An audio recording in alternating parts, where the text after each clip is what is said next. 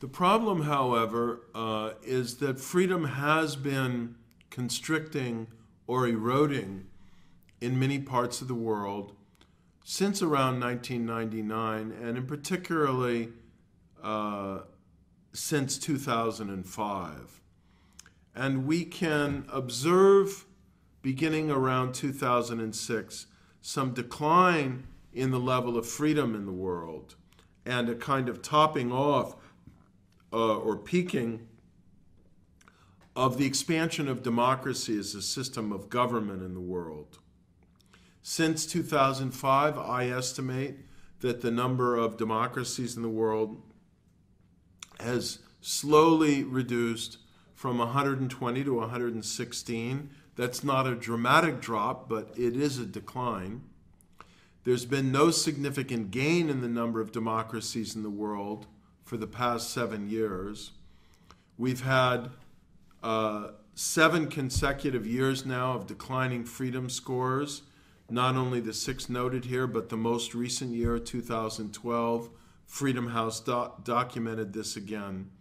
And a significant erosion of democracy in Africa in particular, where at one point there were as many as 24 electoral democracies among the 48 states of sub-Saharan Africa, and now it would be difficult to count more than about 17. We can draw concern as well from the fact that the rate of democratic breakdown seems to have been accelerating since 1999. During this 12 or 13-year period, the percentage of democracies breaking down in this period has been nearly twice the pace of the preceding 12 years. 26 of the breakdowns or reversals of democracy that have occurred in the third wave have occurred just since 1999, and some of them have taken place in very strategic and important states, such as Pakistan in October of 1999, Russia and Venezuela, 2 critical oil states, in the period around or shortly after 2000, Nigeria in the early 2000s, and briefly for a period of time, Thailand and Bangladesh, and then very sadly Kenya with the violence surrounding the 2007 elections. Here we see, for a period of time from 1991 through 2011, the ratio of gains in freedom every year to declines in freedom. And we can see that in each of these years, beginning with 2006, the percentage of countries, or the number of countries improving in their level of freedom has been exceeded by the number of countries declining in their level of freedom. When the ratio is 1, it means that the two are at parity. When the ratio is above 1, for example, in 2005, more than 2.5 times as many countries gained in freedom, according to the judgment of Freedom House, as declined in freedom. In 1998, the percentage was 3 times as many gainers as losers. In 1991, 2.5 times. And in almost every year, between 1991 and 2005, the percentage of countries gaining in their freedom exceeded, often quite dramatically, the percentage declining in their level of freedom. Beginning in 2007, this shifted sharply in reverse. And in 2007, almost 3 times as many countries lost freedom as gained freedom. And for the years 2007 through 2011, more than twice as many countries declined in freedom as improved their freedom scores. In 2012, the balance was still in favor of countries declining in freedom as opposed to those gaining in freedom. So we have that fact that is somewhat sobering. Here we see the breakdowns of democracy those that have occurred in a subsequent return to democracy, about 16.5% of all the democracies that existed in this period, and another 26 where there was a breakdown of democracy and then no renewal of democracy. And we can see here that some countries have had, if we go back to the previous slide, we can see that some countries have had more than one breakdown of democracy. Turkey had a breakdown in 1980, a renewal in 1983. Ghana, a breakdown in 1981, a renewal in 2000. Nigeria had a breakdown in 1983 and a return to democracy in 1999. But unfortunately, because of massive electoral fraud, Nigeria had a subsequent breakdown of democracy in 2003. Simply, there wasn't a coup, military or civilian, but electoral fraud was so great we could no longer describe the system in place as a democracy. And there are a couple of sobering facts here. One is the sheer number of democracies. So during the entire now nearly 40-year period of the third wave of democracy, 54 democracies have broken down. And this is almost a third, nearly 32% of all the democracies that have existed during this period. And secondly, we see that in some countries there have been multiple attempts at democracy, and in each case democracy has failed. With many countries now, 26, about half of the total number of breakdowns being countries that have not returned to democracy. And of course, in 2012, we also have Mali as another instance of the breakdown of democracy. So this is continuing. If we look at 3 periods of time during this long block from 1974, the beginning of the third wave, until the end of 2011, we see that during the first sort of 12-year period, 1974 to 85, 16% of all the democracies that existed in that period suffered a breakdown. This declined from 1986 to 1998 to less than 12%. And then 1999 to 2011, it rose again to nearly 20%. So we see the rate of breakdown of democracy nearly doubling in this last roughly 12, 13-year period. That is a disturbing sign. And we see quite a significant, as I said, nearly 32% of all the democracies that have existed in this period have declined. Why are democracies vulnerable? This is one of the major questions we will explore in this course.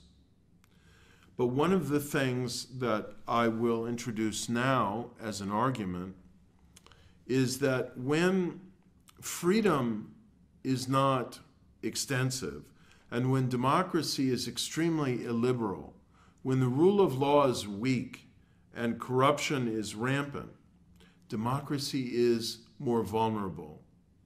Here is a slide in which, again, we track the trends in terms of freedom, the average score on political rights and civil liberties in sub-Saharan Africa over the nearly 40-year period of the third wave.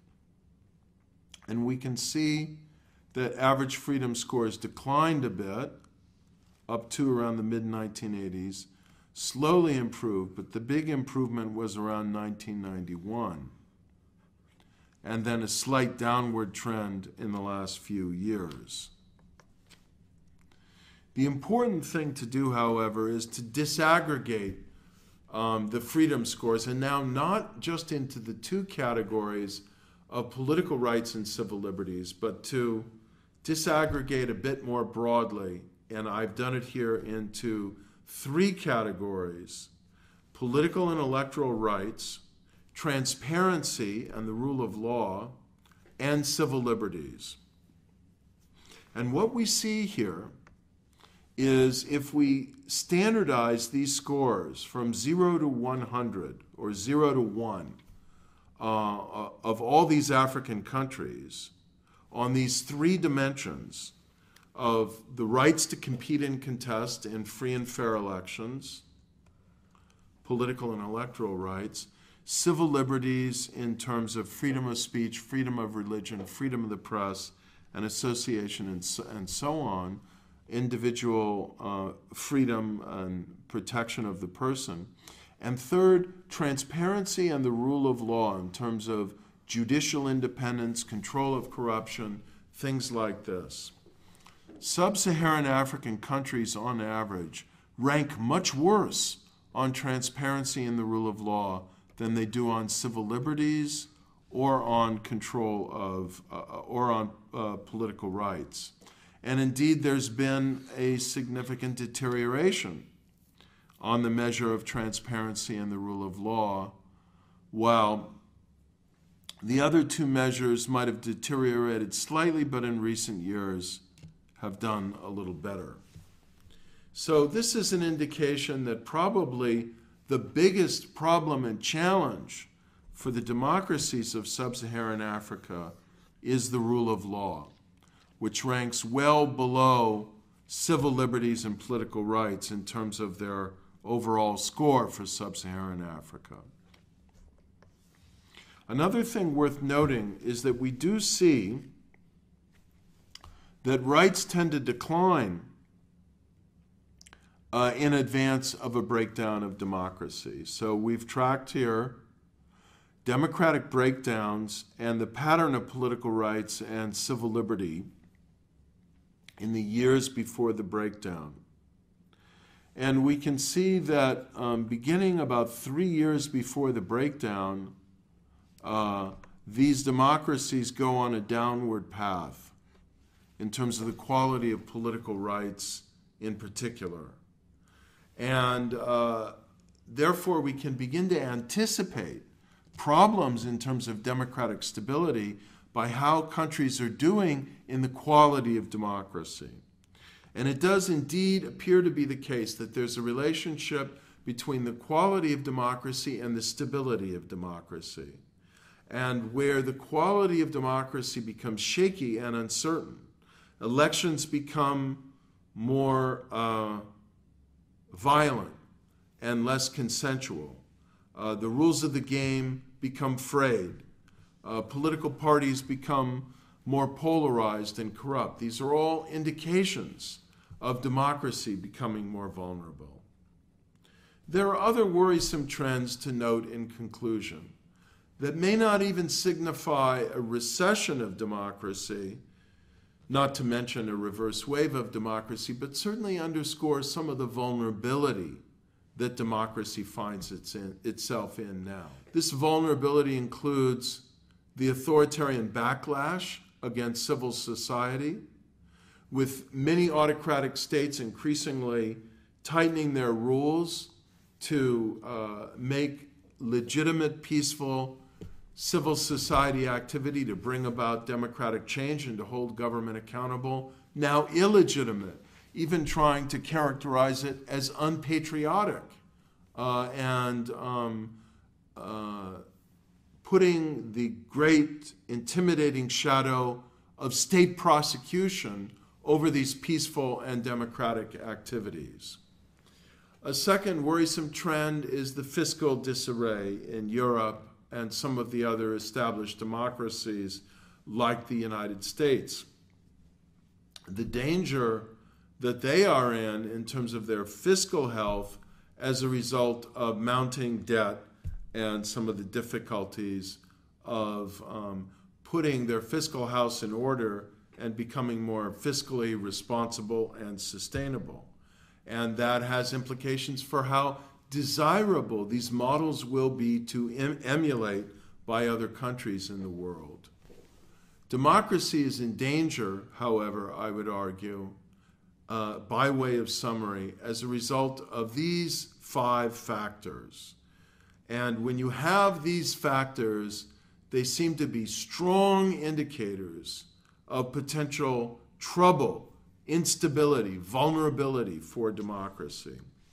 First of all, a weak rule of law in which there's extensive corruption and abuse of power, abuse of individual rights, impunity for the state and non-state actors violating those rights, and a climate of violence and criminality, of lack of respect for the law, that the state is too weak, too corrupt, too ineffective to rein in.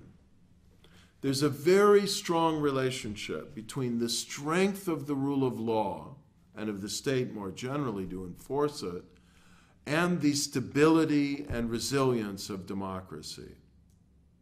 Second, executive abuse of power, where we find in place elected leaders, presidents and prime ministers, who are overrunning the constraints of the Constitution, do not have and observe the spirit of democracy, but are trying to overawe the parliament, the judiciary, and civil society, and to make of the Constitution whatever they wish. That's a very dangerous thing, which can provoke a reaction against executive power and even the demise of democracy, or pave the way for an autogolpe, a self-coup against democracy.